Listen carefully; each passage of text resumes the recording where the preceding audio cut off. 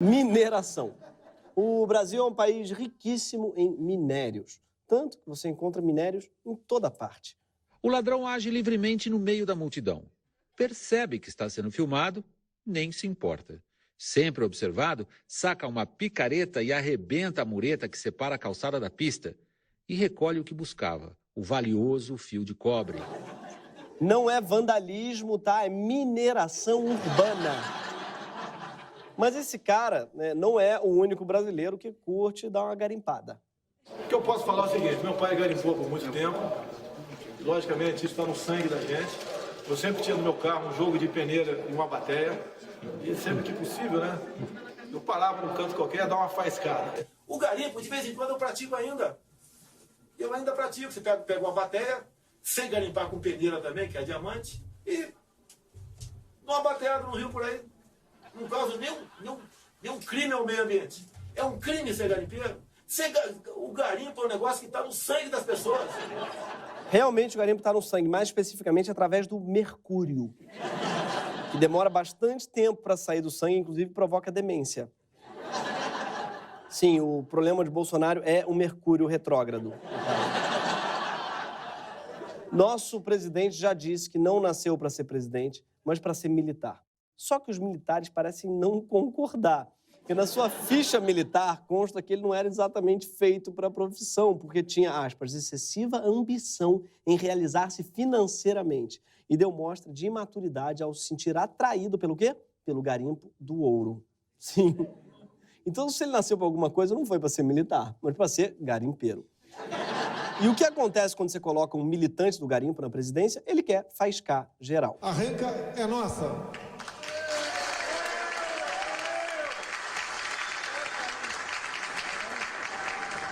Vamos usar as riquezas que Deus nos deu para o bem-estar da nossa população. A renca, para quem não lembra, é o nome da Reserva Mineral de Cobre e Associados, uma grande área maior do que a Dinamarca, que está desde 84 protegida no meio da floresta amazônica. Mas, para ser justo, o que Bolsonaro está propondo não é exatamente novo. O Brasil sempre apostou na mineração a qualquer custo. Aliás, o Brasil só existe por causa da mineração. Repare que o país foi descoberto pelos portugueses em 1500, mas nos primeiros 200 anos, pouca gente se interessou de fato em se mudar para cá. O Brasil do século XVI é tipo o Rock in Rio hoje. Você sabe que está rolando, mas não vale o perrengue, sabe? Foi só no século XVIII, com a descoberta das jazidas de ouro, que 400 mil portugueses chegaram no Brasil. Sim, depois de séculos de desprezo, do nada os portugueses começaram a mandar mensagem de "Oi, sumido! Ei! Brasil tinha que ter feito a Kelly Key, eu acho, sabe? Tipo, agora que eu cresci, você quer me namorar, gente?" Durante o primeiro ciclo do garimpo no Brasil, 1/3 do ouro do mundo era nosso. 1/3 do ouro do mundo inteiro era daqui, do Brasil. Diferente de hoje, que é do Jay-Z. Mas estima-se, né, que o ouro e o diamante extraído do Brasil ultrapassou a casa dos trilhões de reais. E foi a necessidade de escoar todo esse ouro que levou a capital de Salvador para o Rio de Janeiro, que era o porto mais próximo de Minas. Sim, o carioca é um baiano que marcou de ir para Minas, mas desistiu no meio do caminho que encontrou os brother, né? Tava chovendo, ele falou assim: "Brother, ficar por aqui mesmo, irmão, quer saber?" Foi também por causa do ouro que mais de 1 milhão de africanos escravizados foram trazidos ao Brasil para trabalhar nas jazidas. Foi também por causa da mineração que surgiu o primeiro imposto brasileiro, que garantia que 1/5 da riqueza obtida em cada jazida fosse direto para a coroa. Foi o famoso primogênito fiscal. Não confundir com Flávio Bolsonaro, que é um primogênito com problema fiscal. Só que quem acabou mesmo enriquecendo com as nossas riquezas naturais foi a Europa. Primeiro com o pau-brasil, depois com o ouro, depois com o diamante, depois com o ferro e hoje com o sertanejo universitário.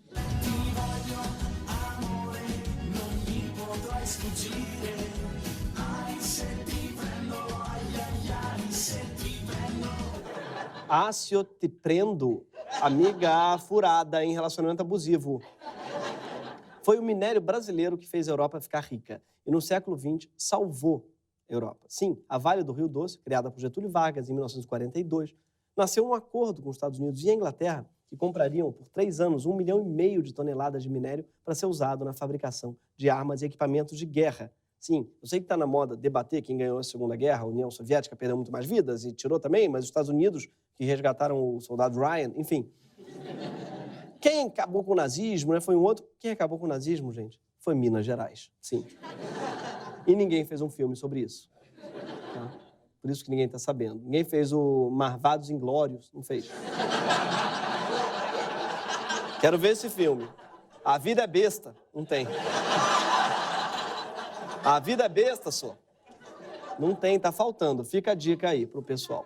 E não foi só a fortuna da Europa que a gente fez. O crescimento da economia chinesa no século XXI também foi sustentado pelo nosso minério de ferro. Ou seja, a gente salvou o capitalismo e o comunismo ao mesmo tempo. Sim, nosso metal é isentão. Não sou de esquerda nem de direita, eu sou alcalino terroso. Ainda hoje, a mineração movimenta 30% da nossa balança comercial. Mais de 200 bilhões de reais por ano. Ou seja, o Brasil sabe usar muito bem as riquezas que Deus nos deu, como diria Bolsonaro, em prol do nosso povo. Será? Mais ou menos. Porque, primeiro, a nossa principal empresa de mineração, a Vale, não é mais exatamente nossa. Sim, a Vale do Rio Doce, aquela, do Vargas, foi privatizada em 97 no governo FHC e passou a se chamar somente Vale, abandonando o sobrenome, assim como o Anessa ex-Camargo. A Vale é uma das maiores empresas de mineração do mundo e ela foi privatizada por 3,3 bilhões de reais. Sim, só em 2018 ela lucrou mais de 26 bilhões. Foi uma alta de mais de 24% em relação ao ano anterior. O maior problema da privatização da Vale, além do preço de banana, é que ela foi feita com a premissa de que a Vale não era estratégica para o Brasil. Ah, mas a Vale é estratégica. Mas o que é estratégico? A Vale é uma empresa que pega a pedra aqui e manda a pedra lá para fora. Ela é muito boa, porque ela é uma excelente empresa logística. Né? Mas não é provavelmente uma coisa estratégica. Pega uma pedra aqui, leva lá para fora. Parece que ele está falando do Fred Flintstone, sabe? E não da segunda maior mineradora do mundo. Porque tem horas que um número faz muita diferença. Uma pedra é logística. 370 milhões de toneladas de pedra são estratégia. A FHC parece não ter entendido que em cima da pedra mora gente, embaixo da pedra mora gente. A água que passa entre a pedra e outra pedra é necessária para a vida da gente. E se a pedra bate na nossa cabeça, a gente morre. Mas passarinho que come pedra tanto bate até que fura. A segunda razão para o dinheiro da mineração não estar garantindo o nosso desenvolvimento são as isenções de imposto. Sim. Porque em 96 a balança comercial estava muito negativa e a FHC sancionou a Lei Candir, que é o nome do deputado federal que propôs a Lei Antônio Candir. E não uma homenagem ao Candir da dupla Clayton e Candir, até porque o nome dele é Cledir. Né? A lei estabelece que o ICMS não vale para as exportações de minério, ou seja, ao exportarem, as mineradoras não pagam nada aos estados. Segundo a FAPESPA, entre 96 e 2016, os estados deixaram de arrecadar 269 bilhões de reais. Isso é mais de 13 bi por ano, em média. É tipo uma lei Rouanet de mineradora, com a diferença que a lei Rouanet movimenta menos de 1,5 bilhão por ano e fomenta de orquestras sinfônicas a espetáculos teatrais. Já o tipo de espetáculo que a Lei Candir fomenta é esse daqui. Em segundos, ela se desmanchou e se transformou num tsunami de lama. A cena lembra a de uma implosão.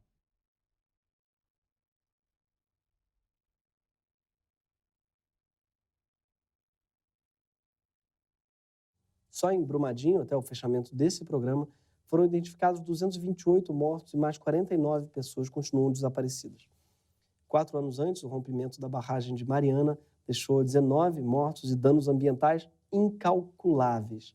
Enquanto isso, a reação do presidente da Vale, Fábio Schvartsman, foi essa. A Vale é uma das melhores, se não a melhor empresa que eu jamais conheci na minha vida. E é uma joia brasileira que não pode ser condenada por um acidente que aconteceu numa das suas barragens, por maior que tenha sido a sua tragédia. Bonito de ver aquela dedicação à empresa que só se vê em quem ganha mais de 1,5 milhão de reais por mês. Até agora, a única consequência de Brumadinho para a Vale foi uma multa do IBAMA de 250 milhões de reais. Parece muito, mas é 0,08% do valor de mercado da empresa, que chega a 300 bilhões de reais. E enquanto os bombeiros seguem procurando as vítimas, a empresa recuperou 24 bilhões em valor de mercado depois de um mês da tragédia, ou seja, quase 100 vezes o valor da multa aplicada até agora. No Brasil, o crime ambiental compensa. No dia do rompimento da barragem, o Bank of America, por exemplo, tinha a ordem de comprar ações da Vale. Isso porque a interrupção do funcionamento das barragens derrubava a oferta de minério, o que aumentava o preço do produto. Chamam a gente de cirandeiro, mas para o mercado financeiro também vale a lógica de que ninguém solta a mão de ninguém. Vão dizer que rompimento de barragem é exceção. Eu concordo. Exceção que acontece mais no Brasil do que em qualquer outro lugar do mundo. Um pouco como um cartão vermelho é uma exceção se você não é o Felipe Melo. Ou o divórcio é uma exceção se você não é o Fábio Júnior. O fato é que o problema de uma barragem não é só quando o rompimento acontece. A sua construção já é uma tragédia ambiental. Estima-se que 1.300.000 pessoas já foram prejudicadas pela construção de barragens e hidrelétricas brasileiras nos últimos 30 anos. A mineração é uma atividade que já dá errado, mesmo quando está dando certo. Tipo, tá dando super certo a minha dieta do crack. Não. Acho que não. E mesmo quando a barragem não se rompe, as pessoas em volta dela morrem de medo dela se romper, como no caso da população da cidade de Congonhas, em Minas Gerais, que fica a 250 metros de uma barragem da CSN. No bairro Cristo Rei, também vizinho à Casa de Pedra, moradores já estão até vendendo as suas casas. Eles querem ficar longe do perigo. O pessoal está tentando vender as casas com preço baixíssimo e mesmo assim ninguém está querendo. Ninguém trocar até por barraco não consegue. Ninguém quer trocar e dá para entender, porque isso é uma oferta tão boa quanto um convite para um passeio na ciclovia do Eduardo Paes. Não dá. Do mesmo jeito, também não faz sentido se mudar hoje para Poços de Caldas, apesar do delicioso requeijão, porque você vai ser vizinho de uma piscina de lixo do tamanho de 10 Maracanãs. Eu sei que parece bonito a foto, mas isso é lixo radioativo. E além de gerar lixo radioativo, a mineração remove a vegetação de toda a área de extração. Depois, os produtos químicos usados na terra poluem os recursos hídricos e o solo. O material descartado muitas vezes sedimenta rios próximos, os peixes morrem, pescadores perdem sua fonte de renda e algum publicitário ganha uma puta grana para fazer uma propaganda com música em inglês. Different picture, day after day.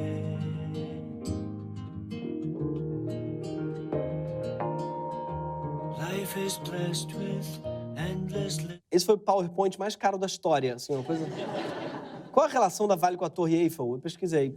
Nenhuma. Eles tinham que entrevistar gente como esse senhor. Tá falando, porque o pescador vai sobreviver agora, entendeu?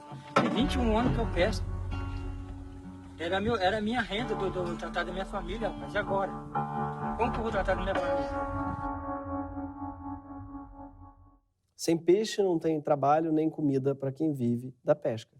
A gente não sabe quais vão ser as consequências a longo prazo.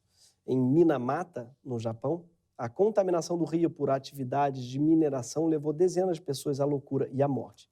E não foi uma reação imediata. Demorou 20 anos de contágio contínuo para que a doença se manifestasse. Mais ou menos como o olavismo no Brasil. E foi assim que a mineração avançou por onde pôde e explorou essencialmente todas as regiões do país, ou quase todas, porque a última fronteira para as mineradoras são as reservas indígenas. Só que agora, até elas estão correndo risco. E se elas desaparecerem, o minério brasileiro para de salvar o capitalismo e o comunismo para destruir o mundo. O almirante Bento Albuquerque, nosso ministro das Minas e Energia, foi até o Canadá no começo do ano para avisar que o governo brasileiro quer autorizar a exploração mineral em terras indígenas. Uma das mineradoras canadenses que querem explorar o minério brasileiro é a Belo San. Belo San, que não é como chamam o pagodeiro Belo na aula de judô. A Belo San, ela quer implementar a maior mina de ouro a céu aberto do Brasil em pleno Xingu, para extrair 150 toneladas de ouro em 17 anos. A Belo San, ela pretende usar cianeto para fazer isso. Cianeto que é um elemento extremamente tóxico. 0,5 miligrama de cianeto já bastam para matar uma pessoa. Você deve estar pensando, parece aquela outra palavra, cianureto, né? É a mesma coisa, na verdade, é um apelido mais fofo para a mesma substância. Para você ter uma ideia, o cianeto era a base do gás que usavam nas câmeras dos campos de concentração. Se minério de ferro basta para acabar com o Rio Doce, imagina que o cianureto não poderia fazer no Xingu. E os cuidados que a Belo San está tomando não chegam a apaziguar ninguém. A Belossan planeja construir uma barragem de 96 milhões de metros cúbicos. Isso dá 1,5 vezes a quantidade de lama que vazou em Mariana e atingiu o Rio Doce em novembro de 2015. E um detalhe, um dos engenheiros que elaboraram um relatório encomendado pela Belossan, atestando que o projeto é viável e seguro, é o mesmo que assinou o laudo que garantia a estabilidade da barragem de Fundão em Mariana. Deve ter pouco engenheiro no Brasil, né? Para os caras contratarem o mesmo técnico que aprovou a barragem de Mariana. Gente, que coincidência, esse mundo da engenharia realmente é um ovo. Ao final da exploração, a iniciativa prevê deixar à beira do rio Xingu uma montanha de lixo 2 vezes maior do que o Pão de Açúcar. A montanha, não o supermercado. Que já seria grande. Mas tudo bem, o almirante queria trazer mineradoras canadenses para o Brasil. Ele é o ministro das Minas e Energia. Ele não precisa se importar com essas coisas, né? Essas coisas chatas, tipo água, ar, índio. Não precisa. Para isso, a gente tem um ministro do Meio Ambiente, que é esse cara aqui. Vamos que vamos! Não balança, não balança!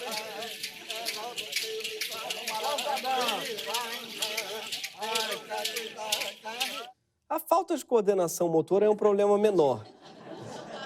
Não é um problema tão grave quanto o fato do nosso ministro do Meio Ambiente ter sido condenado em primeira instância pela Justiça por causar prejuízos ao meio ambiente.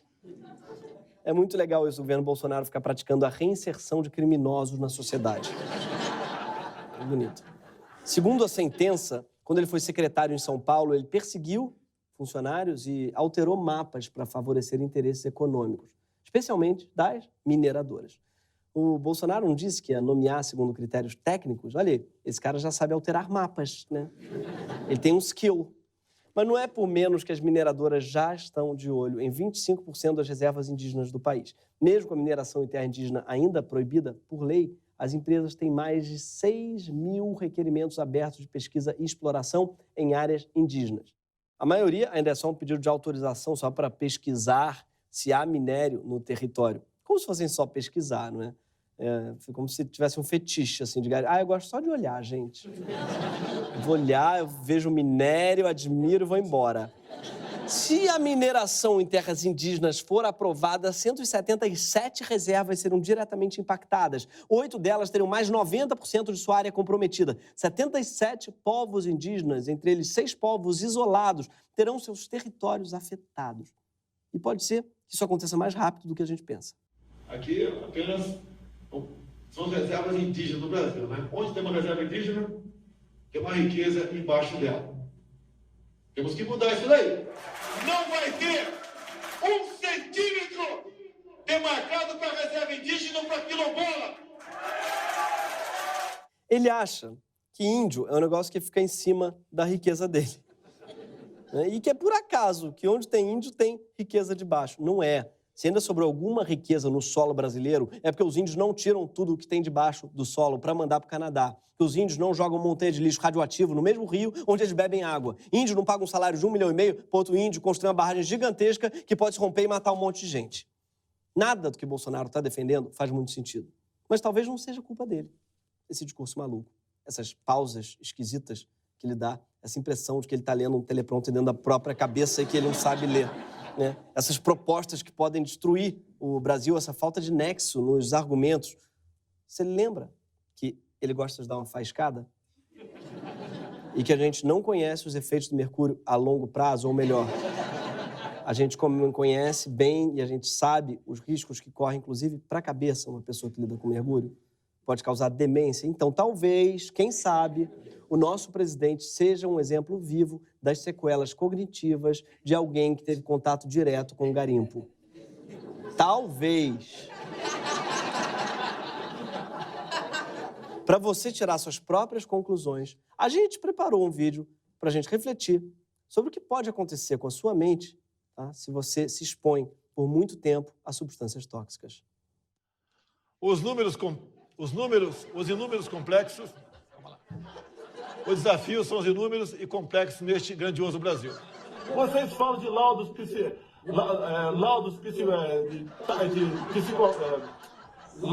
aí que não falam dos outros laudos que aconteceu também. Não interessa quem está na frente ou atrás, se é menor ou maior, se é magrinho ou gordinho. O importante é que quem está atrás confia quem está na frente. Olha só, um volume de que foi o empréstimo foi se avolumando, eu não posso, de um ano para outro, mais 10 mil, mais 15 mil. Se eu errei, foi avolumando o empréstimo. Se eu errei, eu arco a minha responsabilidade perante o fisco, sem problema nenhum. Nós não podemos ir condenando ano após ano os salários aposentados, ou melhor, os proventos, a aposentadoria dos aposentados diminuindo.